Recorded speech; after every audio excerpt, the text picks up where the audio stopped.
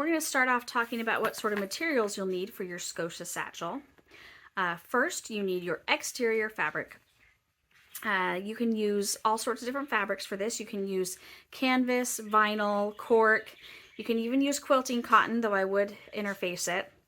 And those will be, you will use your exterior fabric on this front and back pieces. You will also have lining fabric. I recommend just using quilting cotton or something fairly thin. And the fabric that is going to be the trickiest is choosing your fabric that is used for the binding and the gusset.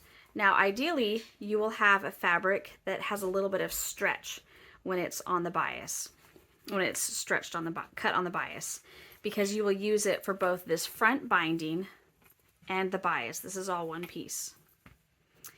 And then you will use bias binding on the back as well. However, I've tried this with several different fabrics, and it can be done with fabric that is cut on the grain. So this is cut on the bias. This vinyl is cut on the bias. But this vinyl was not. So I cut my gusset on the grain, and I even cut my binding on the grain.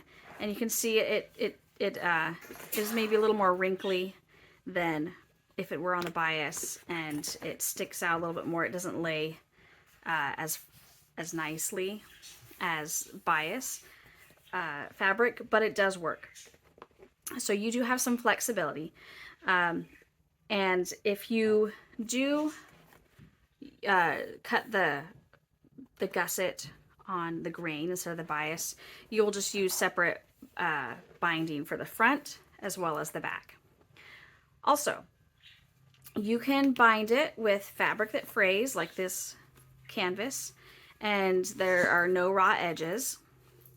But if you have a vinyl that, or a cork or something that can be used with a raw edge, you can make this in such a way that the raw edge is still showing. And I will show you how to do that. There's two methods I show of binding with this pattern. One for fabrics that fray and one for fabrics that don't fray.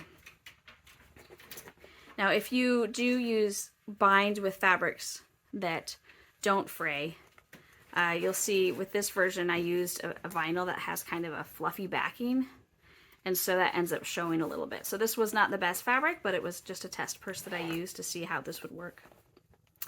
And over time, this fluffy backing is going to be showing more and more. So you do want to be careful with what kind of vinyl you use if you go that route. Okay, you will also need woven fusible interfacing, which is used on several of the pieces. You'll follow the pattern to figure out which pieces. One thing that I do for this pattern, though, is I'm very conscious that it can be quite thick once you start adding pockets and the interfacing. And so I do ask you, or I do recommend that if you're worried about layers, you cut your interfacing out of this outer curved seam. The other kind of interfacing that you will need is stiff interfacing, like Decaville Heavy or Peltex. This version uses the Decaville Heavy, and it is fused on one side.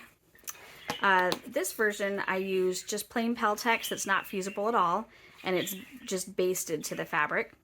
I think it's easiest in this pattern to have one side fusible, which would be Peltex 71, but I did it with a non-fusible kind as well. I have not tried it with Decaville Light. I think you could use 2 layers of Decaville Light, but Decaville Heavy works really well to get the heft and thickness I want without being too heavy. Okay, you also will need a magnetic snap for closure, though this works perfectly with a twist lock as well. So if you want to put a twist lock right here, that would work really well for this pattern. For this pattern, I made the strap with 1-inch webbing on one side. This is nylon webbing, and then vinyl or fabric from the purse on the other side, just to kind of cut down on thickness a little bit. If you want, you can do a standard 4 thickness strap where you fold it in towards the center and then fold it on itself. And that's what I recommend to do for the mini size. But for the larger sizes, I call for webbing on the back of the strap. You will need zippers or zipper tape. There is a none of these pockets are required for the construction of the purse. They're just helpful. So here is a zipper pocket right here. And this particular version doesn't have one, but today when we sew, we'll be sewing a zipper pocket right here on the back as well. So the mini version is not quite large enough for a zipper on the inside unless you have teeny tiny hands. So I do not recommend putting a zipper on the inside of the mini, but it can fit one on the back. You can use any type of zipper tape. You can use size 3, size 4.5, or size 5. Today I believe I will be using size 5, but smaller zipper sizes work as well. You will need 2 D-rings, 1 inch wide for the small and the large, and half an inch wide for the mini. And to go along with that, you will need 2 swivel hooks that match that size. And you will need 1 slider to make an adjustable strap. But if you don't want your strap to adjust, for this one, I made it for my daughter and I did not add a slider. And 1/2 inch sliders can be kind of hard to find sometimes. So the slider is only necessary if you want your strap to be adjustable. In addition, for this pattern, you will also want a seam ripper, fabric pen, sewing clips. For the ends of the webbing, I recommend a lighter.